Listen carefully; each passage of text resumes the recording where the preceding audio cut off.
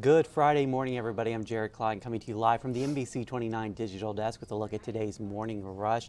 Let's start things off with the top stories over on NBC29.com this morning. At number one, a UVA alumna filing a lawsuit against the University of Virginia. At number two, Charlottesville's Aiden Peters passing away after a battle with cancer. And at number three, state police reporting that one person injured after a multi-vehicle crash on I-64 near Fishersville.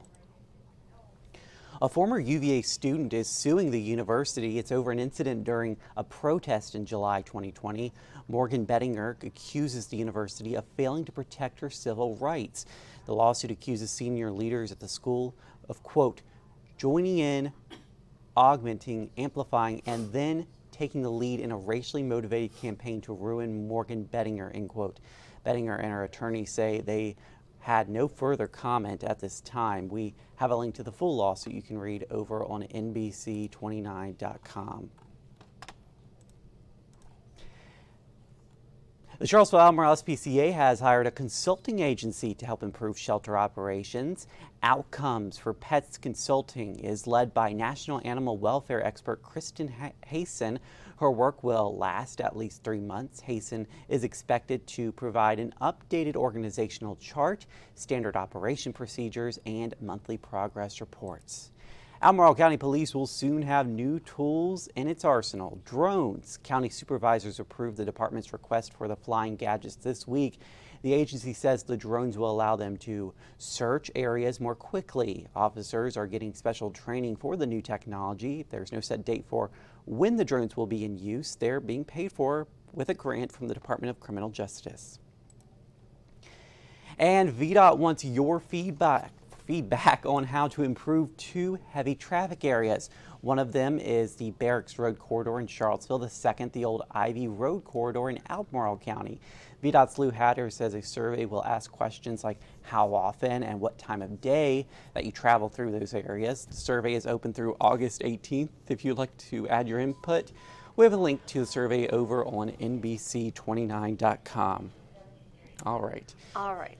So thinking about climate change, and as we try to combat and fight climate change, there's going to be some job areas that are going to become very important. So if you're looking for a job, these might be fields to look into. So electrician, HVAC technician, plant breeder, carpenter, plumber, traffic engineer, prescribed fire technician, hydrologist, gardener, disaster preparedness coordinator. So those kind of make sense. It's all, kind of keeping your home, people's homes up and running, especially when a disaster strikes and people might lose power and that sort of thing. And rebuilding. And it's interesting, though. I wouldn't have thought of that. Yeah, I wouldn't have either, but I guess, yeah, you're right. I mean, these are the jobs that will become more necessary in the future with the changing climate, more natural disasters out there, more higher temperatures. Yeah, absolutely. And so environmental and sustainability studies are actually booming in colleges among millennials. Yeah. So they're starting to look into these going into these career paths, which, as we're going to see, is probably going to become very important for our future. So something to think about, especially if you have a child, Yeah. Trying if you're to figure looking out for another career. Yeah, exactly. Yeah. All right, this is also really interesting. So infant peanut exposure can prevent allergies, but some parents are still worried. So there's this, I remember, when I was having kids, they were like, when I was pregnant, don't even eat peanut butter. And of course, I just ignored that because I loved peanut butter and jelly sandwiches. So I ate them. And then I did a story actually here through UVA with an allergist at UVA Medical Center who was working on kids that had peanut allergies, giving them trace amounts to kind of build their immune system back up so where they could tolerate a peanut. Yeah. And so there's been all this research, and so now pediatricians have really kind of changed the guidelines for exposing young children to peanuts. And at the time I had little children, and I remember this doctor at UVA even saying, just the residue, take the residue from a peanut can and just put a little bit in their mouth. So they start, and so this is becoming kind of like mainstream. Before it was like avoid peanuts at all costs, and now they're there's this, it's about introducing infants to peanuts between 4 and 6 months of age to prevent allergies. And peanut butter especially is a healthy snack. I mean, even for your kids, that's all we ate as kids because you didn't have the refrigerator. My mom, for lunch, school lunches, it was a peanut butter and jelly sandwich every day. And and you can just dip stuff in peanut butter, like celery or. And literally everything has a nut in it. Peanuts in it. Yeah. Even gummy bears. I learned. I didn't know that. Yeah. Yeah. So for parents that have kids with peanut allergies, they have to be so careful. Yeah. It's and it can be frightening. So it's just kind of interesting where the guidelines and the thought process has changed, even just since I've had kids. My oldest is 13. Yeah, it's changing over time, the different guidance, but Anyway, kind of interesting. And then this I thought was kind of cool. So this is a man, Lyndon, he's a 54-year-old man. He makes a living as a micro artist. So he specializes in pieces that are really, really small. So if you take a look, here he is, and you can see he has the magnifying machine there.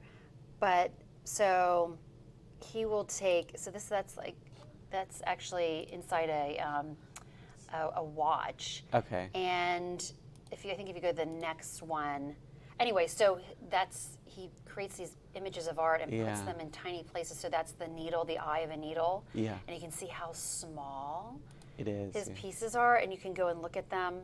And I mean, it's just kind of a neat idea. And those are nails, right? So. Yeah, and so if you click on, I think it's a wider shot if you click on the next, well not, anyway. But when you look at, but it's amazing how he recreates these pieces of art, and they're tiny. I would have a headache. I know, it's really impressive. I mean, if you're working that tiny, the slightest hand movement will completely ruin it. Absolutely, So he must have really steady hands. He probably doesn't drink coffee. Or he doesn't drink coffee or anything. No, but it kind of reminds me too of the the boats that people put together like inside a glass bottle, and they're using these long tweezers and kind of it's interesting. I could never. My hands are too shaky. Too shaky. I don't have the patience. I don't have the patience. I don't have the artistic ability. We don't have any of that. And I would have a headache. Yeah, just looking really closely, but yeah, that's pretty cool. Neat art there. Yeah. All right. Well, thank you, Jennifer, for today's trending topics. Let's take a look at today's 7-day forecast.